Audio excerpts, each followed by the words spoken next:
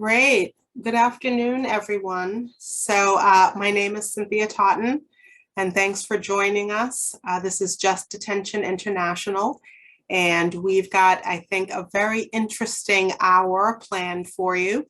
This is a webinar called Ensuring Access to Services for Incarcerated Survivors, and it's a case study from Oregon. So we're doing something a little bit different today. Instead of kind of honing in on a particular issue or skill set related to serving incarcerated survivors, we wanted to really talk about a partnership that I think just contains a lot of really exciting models and kind of approaches that probably, would be great for partners around the country, corrections and advocacy programs to emulate. So we wanted to lift that up and give you guys also an opportunity to ask questions.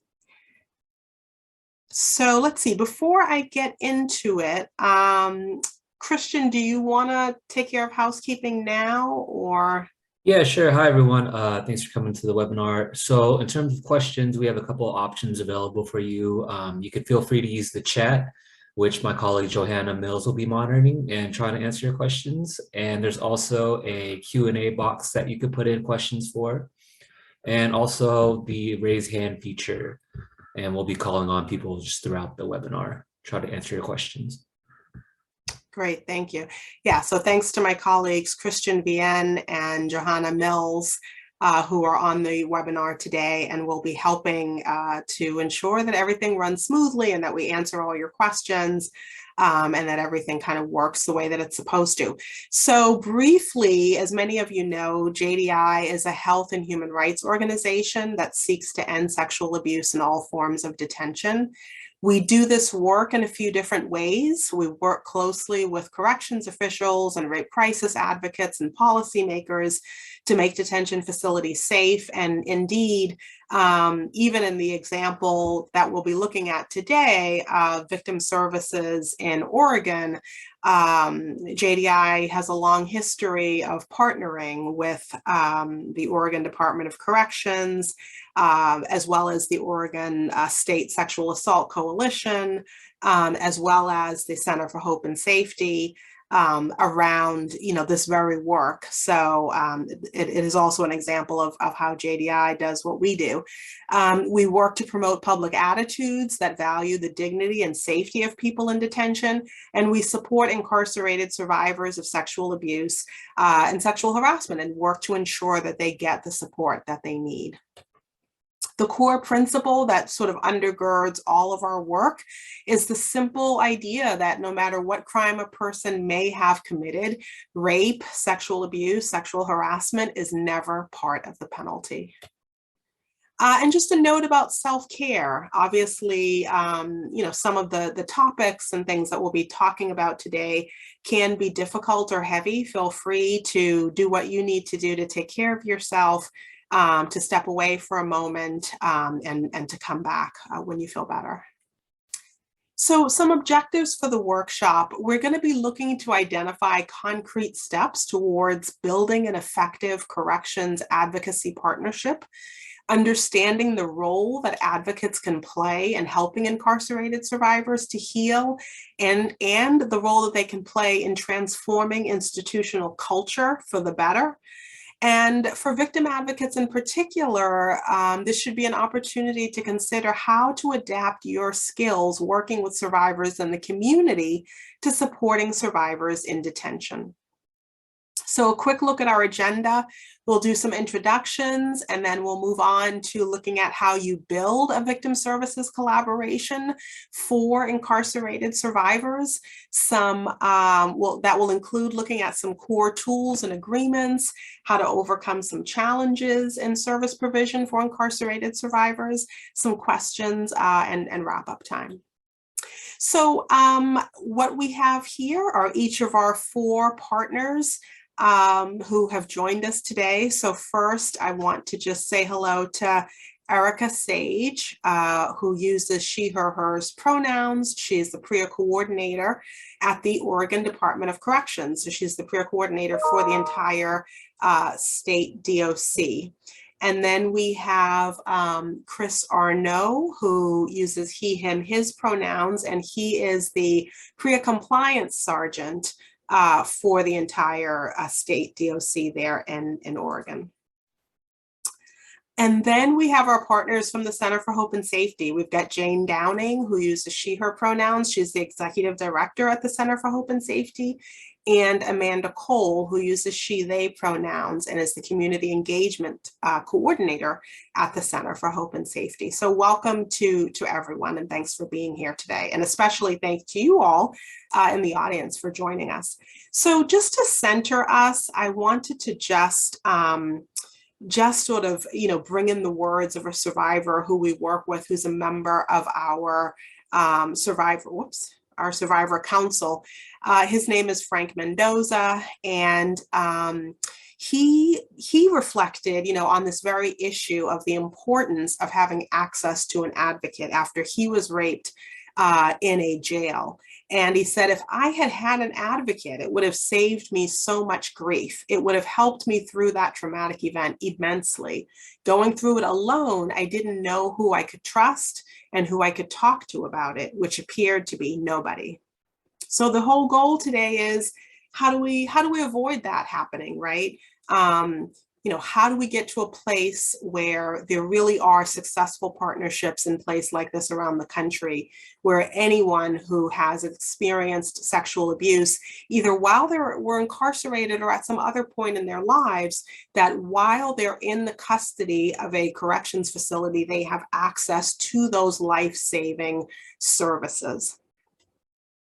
So I'm just gonna say welcome to Jane and Amanda and Chris and Erica, and let's start in on the issue of building an effective victim services collaboration. Can I call on Jane? Do you want to say a little bit about how did this all get started? How did you guys get going? Thank you, Cynthia. Good morning, everyone from Oregon, and good afternoon to those of you on the East Coast. I very much, this collaboration started for us even before there was a PREA program, an official PREA program. We were providing some support groups in the women's facility outside of our county, but we just had such a heart for the individuals there and recognized how many of them were survivors of interpersonal violence even before they were incarcerated. And so we just had a heart for this work. We were approached by the Department of Corrections, and we were really excited to be invited to do this work. We knew there was a huge need. And just to give folks some idea, we actually, at the time we started, were covering 4 male identified facilities, and then were brought in to do the women's facility like about a year after. I think Erica can correct me if I'm wrong. But how it started was actually coming together to do a huge training on folks from JDI were wonderful to come out and do a training that included all of us getting into a room together. And so we had Department of Corrections folks that were going to be doing the day-to-day work, and then those that could make decisions. And then myself and our advocates were in the room. And so we got chances to not only learn together about appropriate PREA response, but also to talk about any concerns that we had about going into this work. And there were fears on both sides, and I'm sure we'll talk more about that, but it was a new collaboration. And so it in many ways was so exciting. And then also there were many issues to be able to work through. And one of the things I've loved the most about this is we continue to have those conversations. I can pick up the phone anytime and talk to Erica and Chris about a situation that's going on, not, disclosing confidentiality, but in general, the work, how is it going? What are the needs? What are, issues that are coming up? And that has continued from that beginning foundation that we built. And so that's been a really exciting piece from our perspective, is to have that foundation and then continue it on. Jane, let me ask you what might be a tougher question. It sounds like you were all in, and I know you personally have a background as an advocate before you became executive director of the center. What about your staff and your board and the coalition? Did you have partners in your circle doing this work who are kind of saying, we don't know, are you really ready to work with those criminals, those people in prison? How did you handle any doubts that came up? So I have to say, for our organization, I didn't have to deal with that. I didn't have to deal with it for the board. I didn't have to deal with it with our staff. They were hungry to be able to do this work, because we knew there was such a great need. And so we had a real passion for it. We were doing it, we were traveling and doing it when it was outside of our county, and we had no funding to do it, just because we knew the need was there. And so our folks were all in, but I do know that in our state, there are different programs that have had a real struggle with, these are the folks that are in there for crimes that affected people we're working with. I don't think we can do this. And so I've been able to have conversations with them to try to kind of turn that perspective of, exactly what you put there is the conversations we have. This cannot be the outcome of having committed a crime, is that there's an expectation that it's okay that you're sexually assaulted, that you're harassed, that that there's any harm to you in any way because of that. And so we really do try very much to separate what happened to a person and what they are going through now and the support they need. But it has been a struggle for many advocates in our state. And I would say they're still trying to do work around that, and sometimes have a hard time about in-person response versus even, having folks call them on the crisis line. And so we continue to have conversations with them about how they can do this work and look at it a little differently. Yeah, thanks for being so honest about that, Jane. I know it's not an easy issue. And then Chris and Erica, what about from your perspective at the DOC? What were those early days like in terms of getting started on this partnership, welcoming the center into these facilities? What did that feel like for you? Hi, Jane. Thanks for having me. Yeah, definitely there were concerns in the beginning. We were really fortunate to be able to partner with our coalition in our state. And we also have a sexual assault task force. And we also partnered with the agency that distributes VAWA funding in our state to help facilitate some of those conversations, and also educate the Department of Corrections on what advocacy is and what it isn't. So we had a really good understanding for what we were about to embark on. Jane totally called it when she said that initial joint training that was put on with advocates and DOC staff was so important, because we could talk about some of those concerns. From a DOC perspective, there were concerns about confidentiality. We're public safety. We want to monitor calls and letters, and we want every allegation to be investigated. So we had to kind of think that out together, and really learn about the importance of confidentiality and why that would be important to have in our prison response to PREA allegations. So although there was a lot of beginning discomfort, I think I would say, to overcome, we were really fortunate to have those partnerships with agencies in our state to help facilitate those conversations. That's really great. Now say a little bit, and anyone that this question is open to, whoever would like to take it. You had, well, at least you've had over the years quite a rich menu of services that the center has provided to the facilities that you work with. What did it look like in those early days when you were talking through, what is going to be included in this MOU? What services are we providing?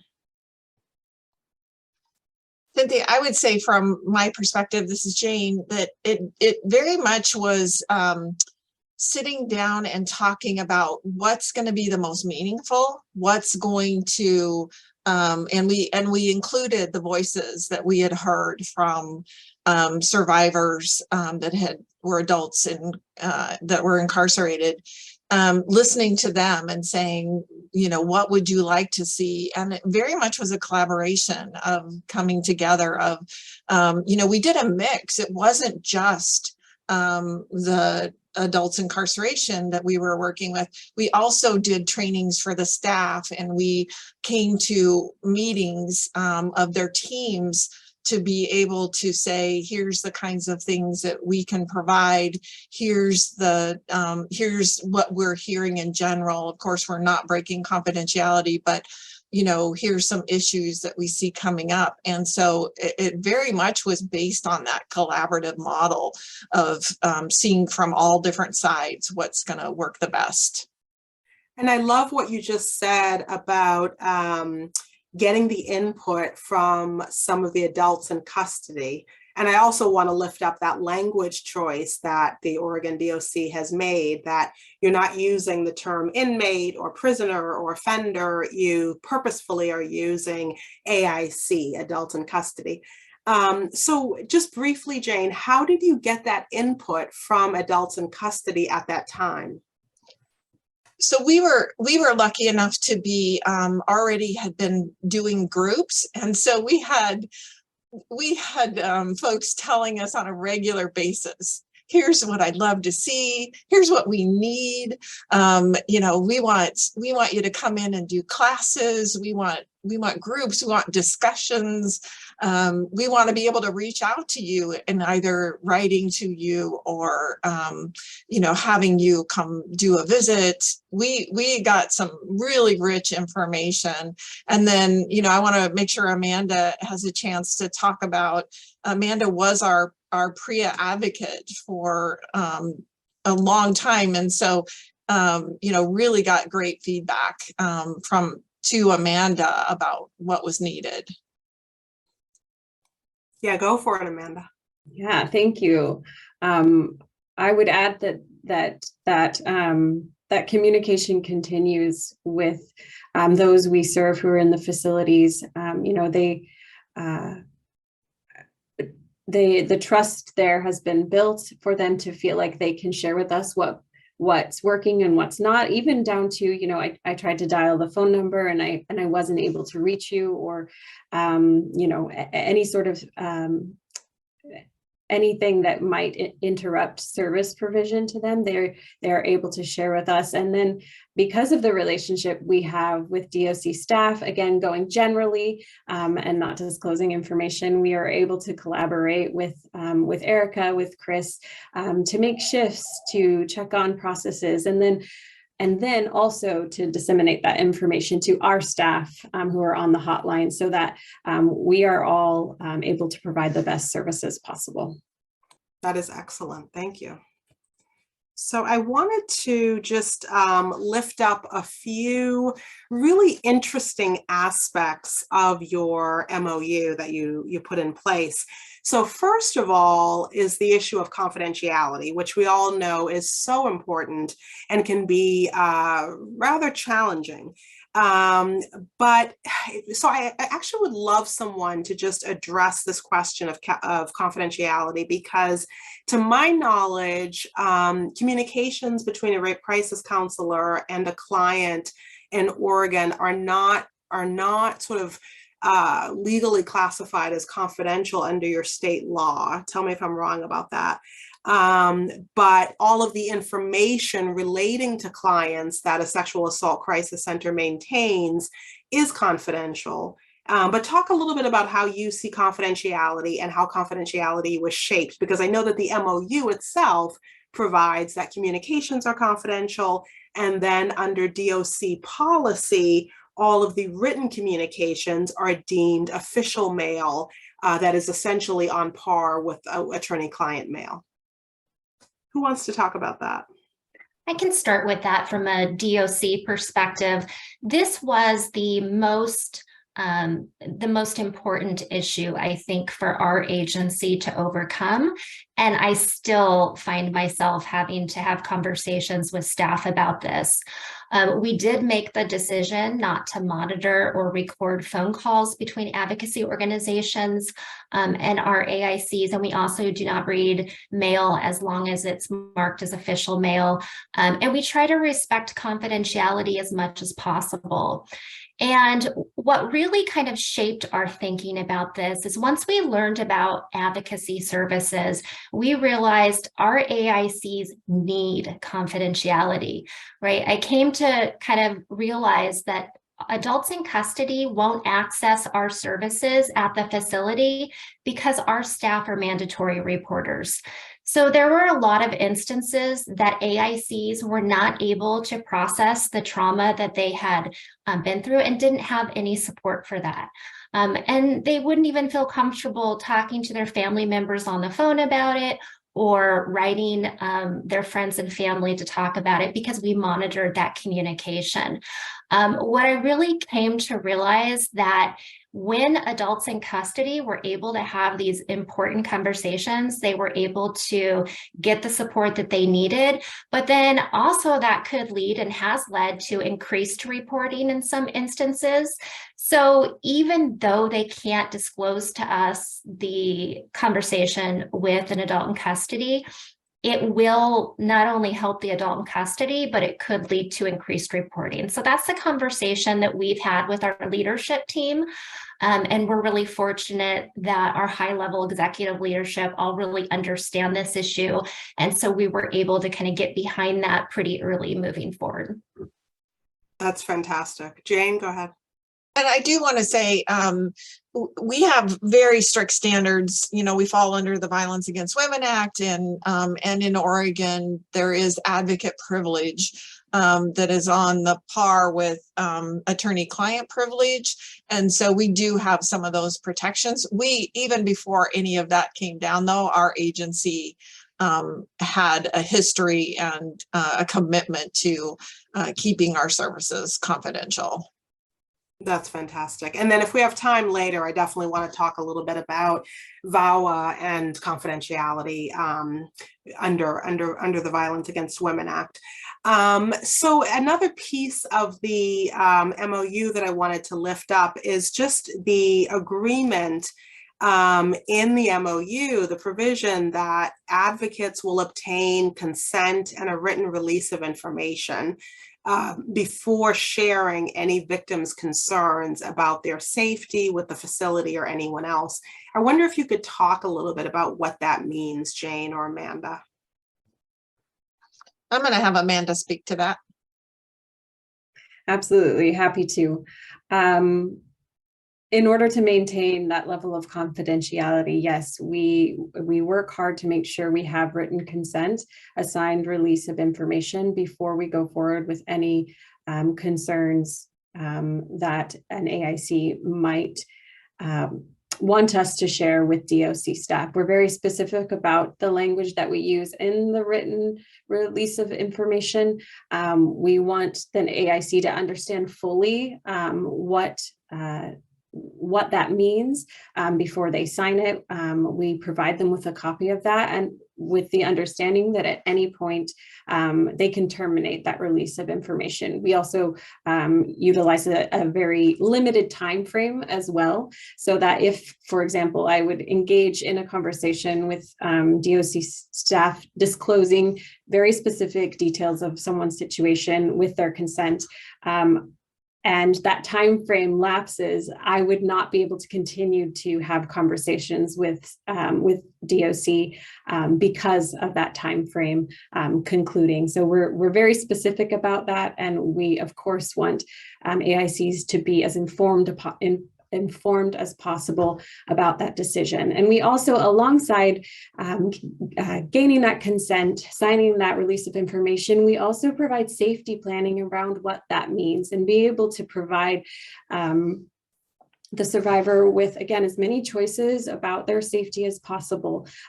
So we want, again, for them to be able to make that decision with full knowledge of what that might mean for them. Excellent, thank you. And I wanted to just bring up a question that someone has posed in the Q&A. As far as the mention of groups earlier, what groups do you have going to create that bridge from corrections to advocacy? I've been told that the corrections in my state does not want a PREA group. I've had to go down avenues such as a transgender support group to go in and visit. BOP has been on board, but the DOC has been reluctant. So if you can say a little bit about the groups that you were mentioning before, Jane. So our groups, and this was prior to, us doing really specific PREA services, but we had, it was trauma survivor groups. And so it was general, which it sounds like this person writing in is kind of gone in a direction of saying, okay, we can do it a little differently. But here's the reality: you're going to have PREA survivors in any group that you're doing. And so I think we kept that in mind, that we were doing a trauma survivor group. I think, focused on interpersonal violence. This happened to be for the women's facility. But we were getting those stories. We were hearing what was happening. We were advocating on their behalf and supporting them through that. And so I would encourage this person, no matter what the group is called, you're going to be doing PREA work through those groups. Thank you. And then another thing I wanted to lift up from the MOU, because this is something that we see in so many jurisdictions around the country, even though the Prison Rape Elimination Act standards call for investigatory accompaniment, meaning that someone who has been a survivor of sexual abuse, in a detention facility, and then the abuse is investigated, has the right to have an advocate to accompany them during those investigatory interviews. It happens very seldom on the ground. And you will hear, corrections officials who I think well-intentioned and genuinely kind of say, well, it's difficult to put that into place. It's challenging to put that into place as a practical matter, but it is a piece that is in your MOU. And so I wanted to ask you guys to talk a little bit about how it works to provide that kind of accompaniment. I know it's been harder during COVID, but in general.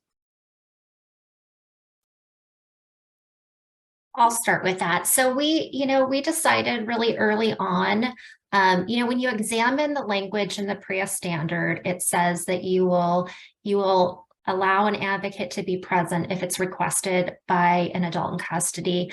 So I'm also a PREA auditor, and I see some agencies interpret that as, well, if they request, and they never request, right? So we don't ever really put that into place. And I think the intent of that standard really is to make sure that AICs understand that they can have that available to them. And we decided as a best practice that we would always ask them. So we actually wrote an investigatory interview protocol for our staff, so they understood that anytime we were going to do an interview with an AIC regarding a PREA-related matter, that we would always ask them in advance. And we actually put a section on our investigatory report template that says, did you offer an advocate? And if so, did they accept that? And that's so we have some checks and balances to make sure that that's happening every single time. So we really wanted to make sure that we just didn't have a system in place, but it was a good system that we could make sure was really happening. I know each institution has kind of their own separate process for the Center for Hope and Safety and other advocacy organizations. And Amanda, maybe you can talk about some of the differences in those. Most of the time, I know that they've been in person, although I know they have been and can be via telephone call or video when in-person response isn't something that they can do or we can do. So I think it does vary a little bit on what that actually looks like. I'm happy to share from the advocate's perspective. I was invited to support AICs on countless instances for investigatory interviews. And what I found the response was from AICs was that they may have heard of our services, they may have, seen the poster and our hotline, but being able to be in that space, though, really it is just about sort of the that quiet support, that emotional support, that it was incredibly helpful in that process, which is often can be somewhat re-traumatizing, having to disclose the details of what they've survived, and even just being able to have that person in the room with them, and also to establish follow-up if that was something they chose, being able to be with them, of course, in person, and then through the pandemic over the phone, to be able to work to get that consent and ROI for follow-up, whatever the case may be, or to, explain further what our services are and what they had access to. So the feedback I received from AICs was that it was really an incredible support for them. Yeah, and that is another piece that you guys have in the MOU around the advocate being able to set up a confidential follow-up call following a forensic exam. So that is a really important piece. I see my friend Tia in Nebraska is asking, what is an AIC? That's an adult in custody. And then Reverend Holly Beaumont is asking for best practices around prevention. So absolutely, at the end of the day, all of us who are doing this work, care a whole lot about prevention. I didn't say it at the outset, but, in my mind, I can ask the panelists to comment on specific best practices around prevention, but the very biggest preventive tool that you will hear about or see today is the fact of this partnership. When you have people from outside coming inside, providing services, and folks who are incarcerated can see that the facility and the corrections agency takes sexual abuse and sexual harassment, regardless of when it occurred, regardless of whether they make a report, seriously, and in a way where they're complying with the standards and making those services available. That to me is the very biggest preventive mechanism that there is. I don't know if anyone else wants to comment briefly on the prevention question.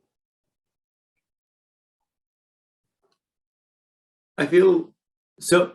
Once again, my name is Chris Arnaud. I use he, him pronouns, and I'm the pre-compliance sergeant for the Oregon Department of Corrections. Just want to thank Cynthia and JDI for putting on this webinar.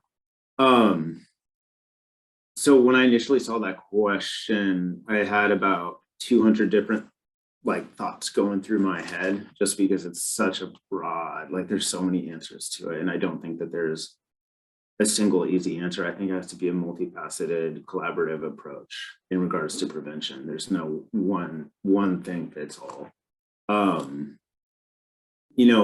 Just off the top of my head, I think one of the biggest factors that could work towards preventing sexual assault, sexual harassment in confinement facilities is I think, first and foremost, really taking all allegations of any pre-allegation seriously, investigating it, and ensuring that follow-up is done. So really I think what that does is it not only is it following through with each allegation, but also it kind of changes the culture slowly, that there's this idea that, at least in for the Oregon Department of Corrections, I want there to be this idea that we are going to investigate every allegation, and we're going to take it seriously. I think that in itself chips away at the culture and creates this system of really just taking every allegation seriously. I think that on a physical level, really utilizing the standard, utilizing the tools that we have, whether that's ensuring that vulnerable AICs or adult in custody aren't housed with potentially aggressive adults in custodies, improving visibility, improving systems in place so that we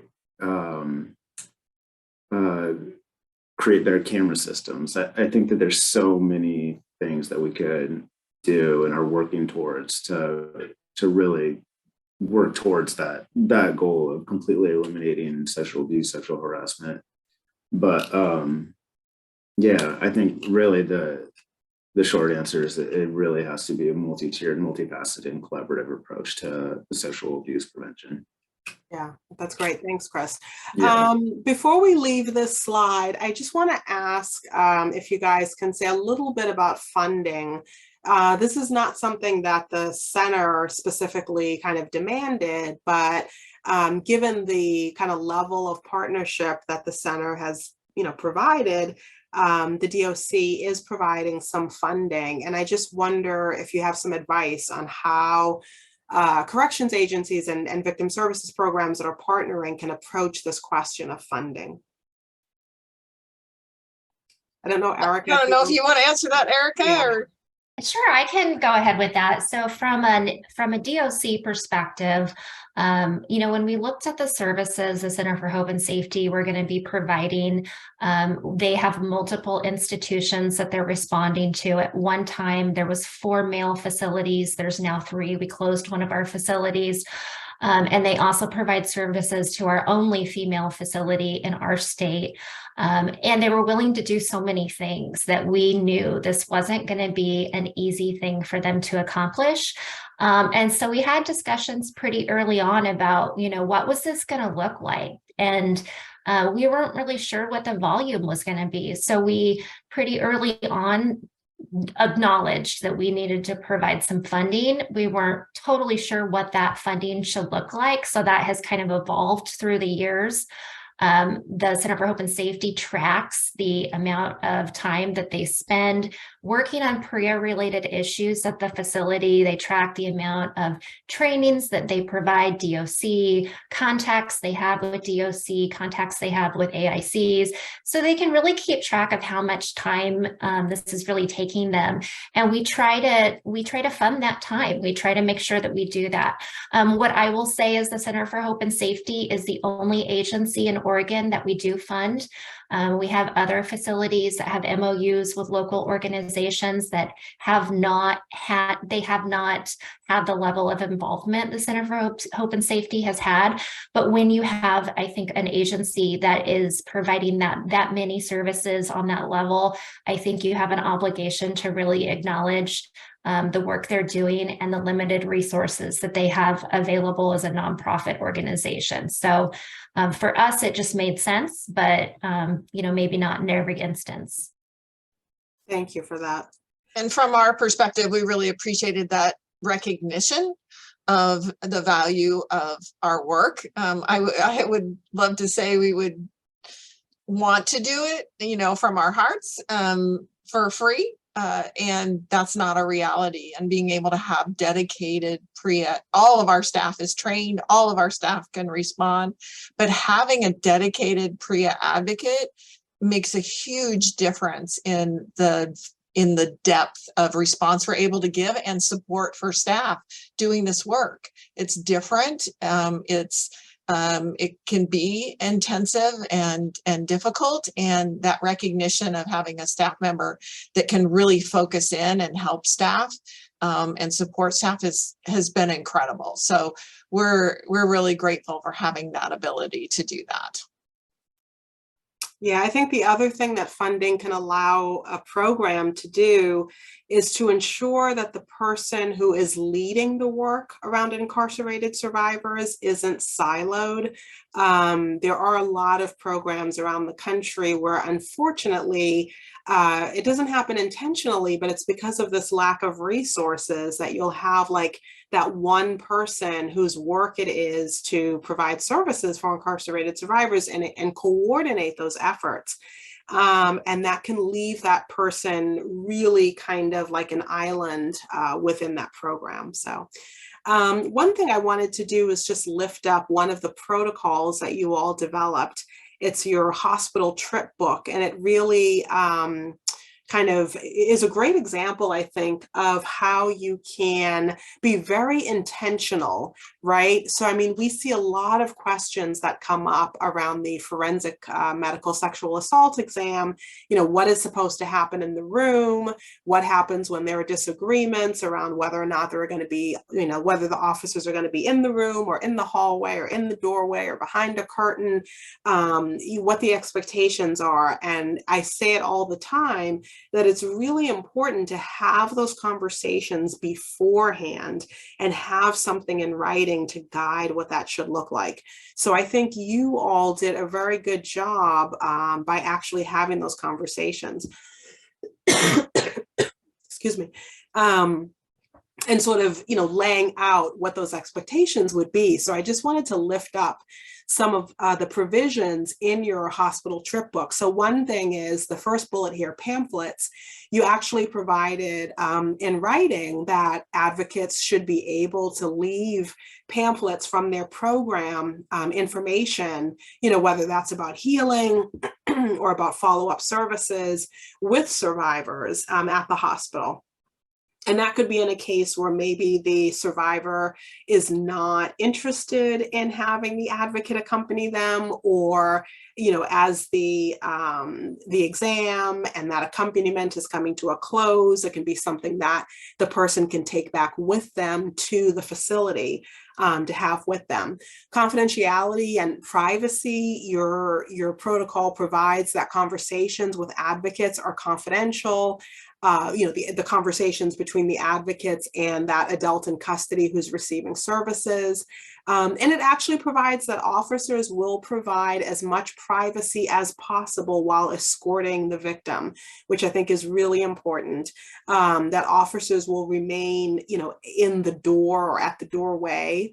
And that, and you've got a specific provision in there that if state police are conducting the interview, that the victim or the incarcerated person can have an advocate accompany them as well. So there's some interesting things in there around confidentiality and privacy. I wanted to just ask if someone could explain the implied confidentiality for officers. That's not something I've seen before, but there's language around the fact that even though officers are likely to be exposed to sensitive information regarding that particular survivor during that exam, the officer has what you call implied confidentiality and are responsible for maintaining the confidentiality of that information. Chris or Erica, could you say a little bit about that? Yeah, absolutely. It's a really good question. And I do want to highlight the how useful including the advocacy protocol has been in our hospital trip book. So every time that actually any adult in custody is sent to the hospital for whatever reason, the escorting officer has it's called the hospital trip book that has the AIC's information, some policy procedure around escorting the community. It has a kind of a note section, but something that we also include in there is this, the advocacy protocol, which is really helpful for anyone that is working to escort that adult in custody. Just that they have it available has been super valuable. in regards to implied confidentiality, I mean, really, you hit the nail on the head with really the importance of maintaining that confidentiality of health-related information. So basically, it's to be expected that on some level, if a staff member is with an adult in custody at the hospital, there's going to be information that is just talked about in that room, and really between the medical provider and the adult in custody. And typically, if when a staff member hears information, any kind of medically related information, they're expected it's the implied confidentiality has to do with that, prohibiting them from sharing that medical information with other people. And then that's also consistent with in PREA related matters as well. And I want to, Cynthia, if it's okay, I actually want to give an example. So I've done several responses to the hospital, and it's so great to have an officer model this and actually say to the adult in custody, you know, I am, you know, I'm going to step back behind this curtain. I want you to know you're going to have a chance to talk, you know, with the advocate, and I'm going to keep that confidentiality. And I'm always really careful about what I say, because I don't want to do anything that's going to place that person potentially in that not happening. But I love that modeling by an officer to make sure that adult in custody knows that that's the expectation from them. And I've seen that, I've had that happen more than once, and that just always makes me really proud to be a part of this program. And another important thing I think that we do here is we actually, we make the commitment to go every time. It's not that they're asked, do you want an advocate to respond? And then if they say, most often what we found is if they think somebody's going to have to come out of their way, they're going to say no. And so we just respond, and we give them the chance to change, you know, to say yes or no. And we totally respect whatever they tell us, but we respond every time that we're called. We just show up and we explain who we are and give them the chance to say if they'd like for us to stay. And it is amazing how much more we have them say, yes, I'd like you to stay, because we're there in person versus just someone else asking them that. Yeah, that is really incredible. I mean, the fact that of doing that, because it's what you said before, Erica, when you kind of say like, oh, well, if the person in custody requests it, we'll let them have an advocate. I mean, if people don't know that that's their right, if they don't feel empowered to request it, they're not going to request it. And with an advocate, yes, it makes such a difference to have the person there and to then be asked, would you like me to, sort of accompany you during this, exam, interview, et cetera, as opposed to, oh, you can have someone come out, and then, like you said, Jane, chances are the person's going to say, well, no, they don't need to go through all that trouble. So I think that's a really great approach. So just I had mentioned the confidential follow-up earlier about the advocate being able to offer a confidential call with the victim after they get back to the facility. A couple things I really wanted to lift up, because I don't see this very frequently out in the field. Basic needs. So in your hospital trip book, you actually specifically provide that advocates can assist with basic needs while the victim is at the hospital for the forensic exam. Advocates may obtain from the hospital supplies for the victim, like water, a snack, an extra blanket.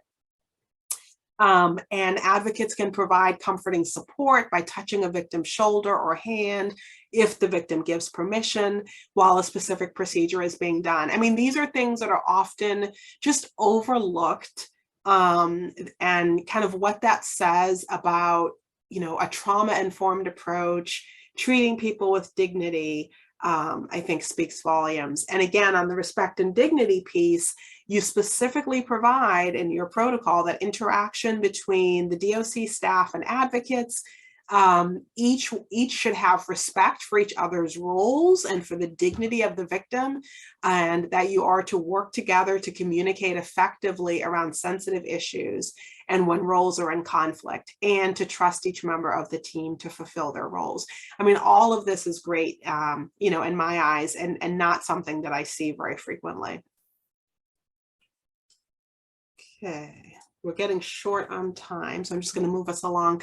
I wanted to lift up some of the staff training that you've done. And it seems, and this is staff training, I believe, for the DOC staff, although you may have done some of this for the program staff as well, but really emphasizing that idea of that need to know basis, that not everybody in the facility needs to know all the information about a survivor.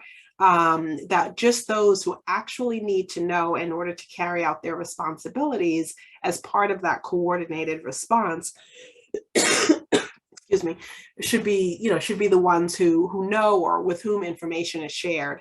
The idea of doing no harm, that the way in which that responding officer, that person who gives that first response in particular, handles that situation, if they handle it dismissively, if they blame the victim, if they act like it's not important, they act like they just don't believe them, that it's, it doesn't matter, that absolutely has an impact, not only on that particular survivor, but as you point out in your training, on the investigation itself, on the safety within the facility, on the likelihood of other survivors, other adults in custody to come forward when something happens to them.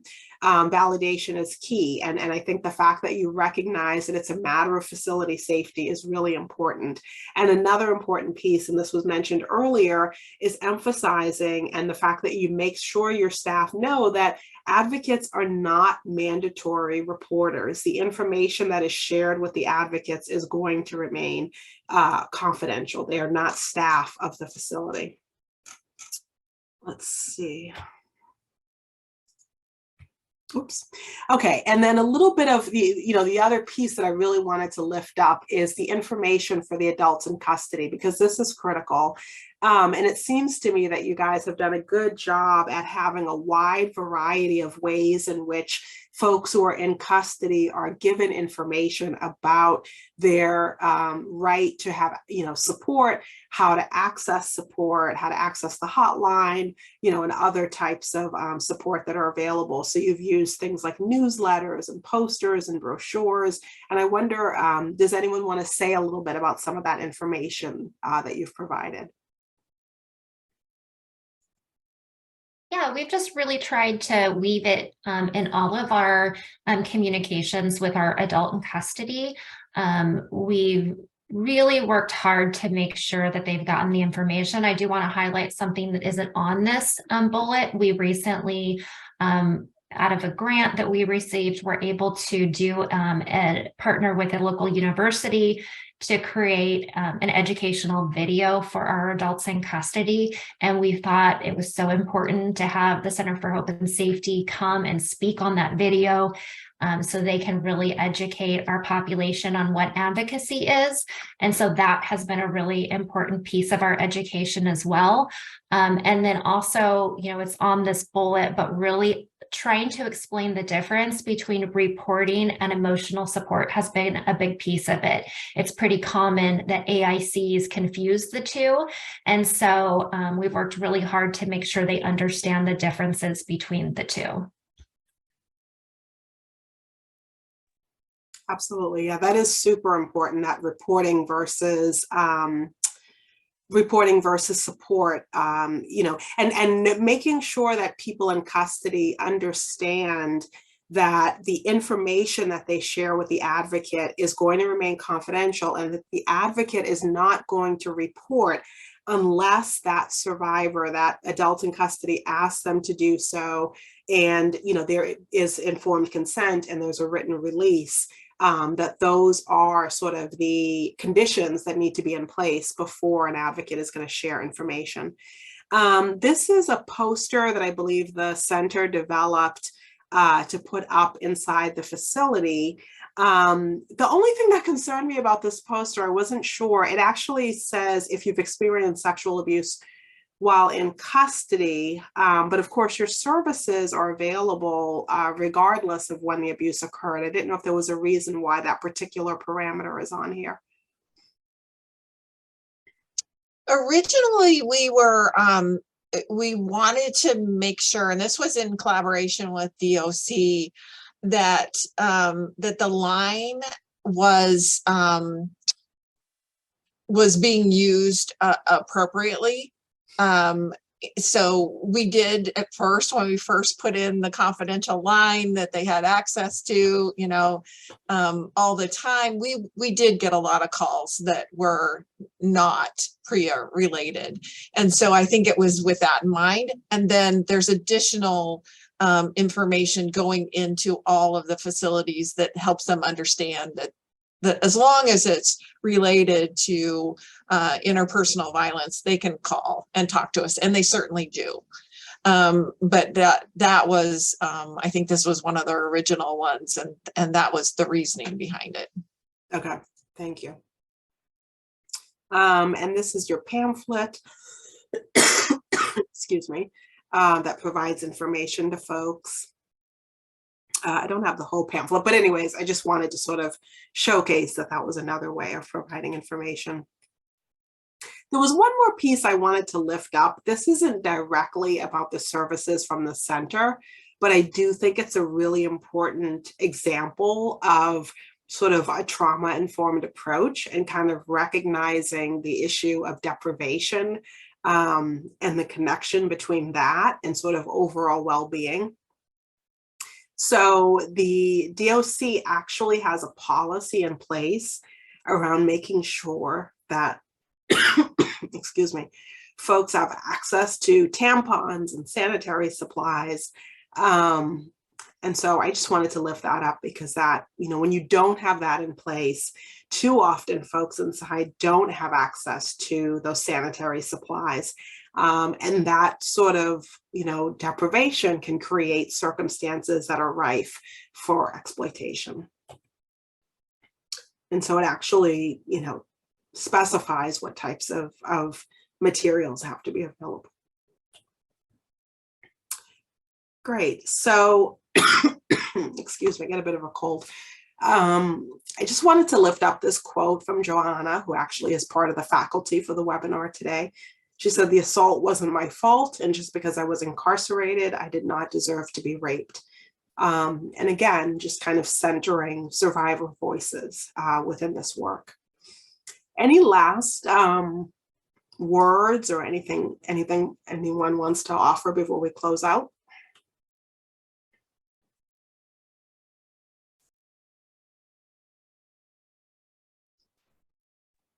I did try to answer some of the questions that were coming up in the question and answers, but you know, if folks want to reach out to ask more questions, I just want them to know that we're happy to provide support if we can. This work isn't always easy, and it can be very isolating for advocate programs, and you know, even among themselves if they're limited ones doing PREA response. So please use us as a resource if we can be helpful. Yeah, and feel free to put your contact information in the chat if you'd like, Jane, Chris, Erica, or Amanda, if you're willing to have people reach out to you. JDI's contact information is here, and the resources that we have on our website is also up here under, you know, justdetention.org/advocate-resources. So we thank you all so much, and thank you for, yeah, we'll keep this open for a few more minutes so folks can get this contact information. Oh, and Reverend Holly, the state legislatures, I assume you're asking how many states are certifying that they're either, that they're submitting assurances this year. I don't have the exact number, but that's something that if you follow up with me individually, we can we can get you an answer. Great. Okay, thanks so much, everyone. And thanks so much to Jane and Chris and Erica and Amanda for joining us. Have a good rest of the day.